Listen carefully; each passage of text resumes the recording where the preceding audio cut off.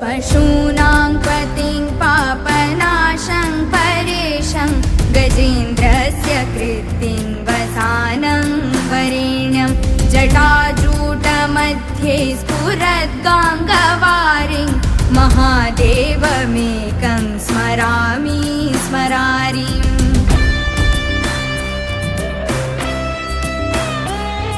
महेशं सुरेशं सुरारार्तिनाशं